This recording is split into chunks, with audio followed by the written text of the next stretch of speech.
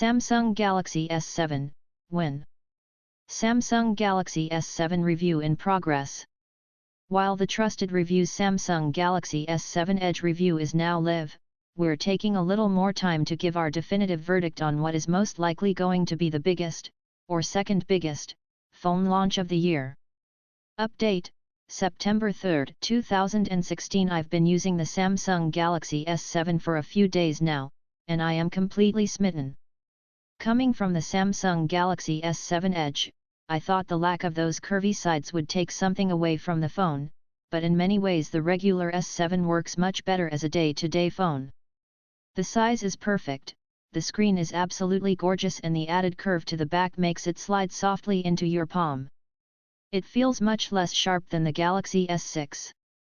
One of my biggest complaints about the S6 was the poor battery life. But that seems to be sorted here, though I'll have to use it for a few more days to really know for sure. So far I have easily got through the day, and that's with usual intensive use that comes from reviewing a phone.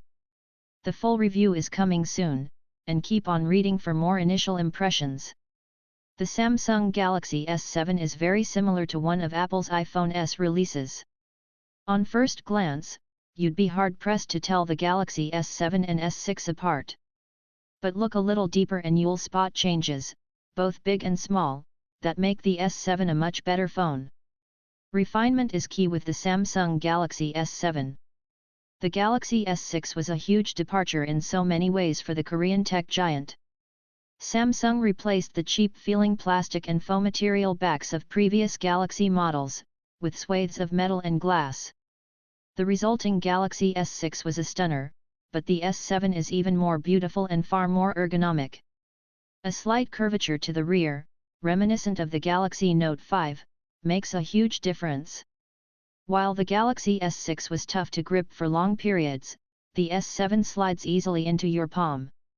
It's a far comfier phone to hold, even though the glass back is still naturally quite slippy. Samsung has also managed to ditch the protruding camera lens.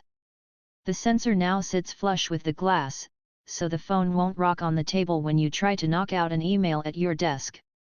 It's another small change, but again it shows Samsung is taking note of consumer feedback. That theme runs throughout the whole of the Galaxy S7. The microSD card's return is proof of this. The S6 ditched the microSD slot to much uproar. The slot sits inside the nano SIM tray, so it doesn't add any unsightly lines to the side of the phone. It's nice to have expandable storage, and it's much needed as Samsung will only sell a 32GB S7 model. However, the SD slot's appeal is slightly limited by Samsung's decision to not support Android Marshmallow's clever adaptable storage feature. This lets you combine the internal storage with a microSD to soup up your overall space. On the Galaxy S7 you can move certain media, apps, and files to your card, but it won't be combined. Another Galaxy feature of old making a return here is water resistance. Thanks to its IP68 rating, you can dunk the Galaxy S7 into water up to 1 meter deep for 30 minutes. Not having to worry about your phone getting wet in the rain or that accidental drop into a cup of water is always reassuring. As you'd expect, Samsung has beefed up performance on the S7. My review unit sports an Exynos 8890 CPU, as will other European models, but if you're in America it'll come with Qualcomm's Snapdragon 820. And it seems like the S7 will be a fantastic performer. I benchmarked the S7 Edge, which runs on exactly the same components, and it currently sits at the top our speed tables. It scored an impressive 129,468 in an 225, while it picked up 6,669 in the Geekbench multi-core test and 2,197 in the single-core test.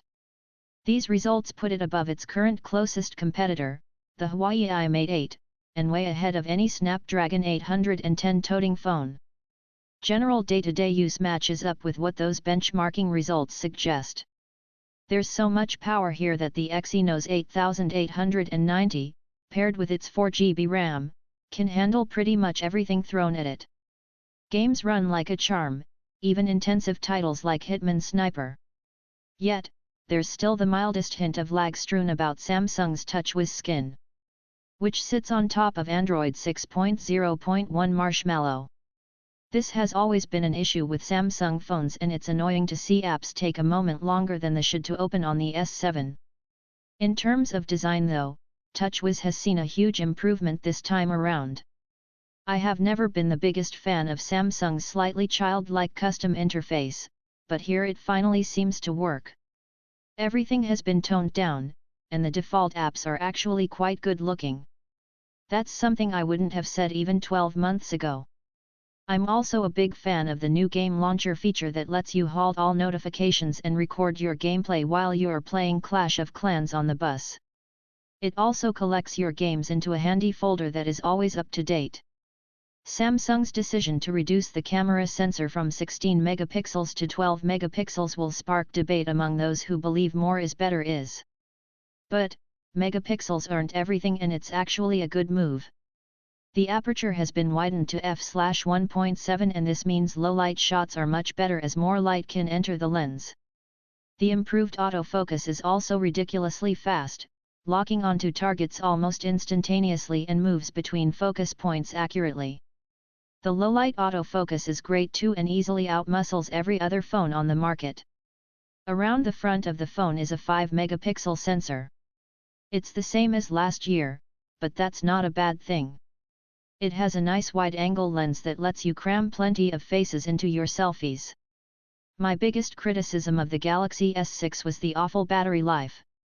The 2,550 mAh cell was barely capable of making it through the day, and devoured juice when streaming video and music. Samsung Galaxy S7 first impressions. The only thing really missing from the Galaxy S7 is a surprise. It's like a greatest hits of Samsung's flagship phones, taking all the bits that everyone liked and adding them to the lovely design that came last year. Expandable storage, a bigger battery, no protruding camera and an easier to hold design were my biggest requests after using the S6, and they're all here. Yes, the S7 doesn't rewrite the smartphone rulebook, but when it looks to be this good I don't think it needs to.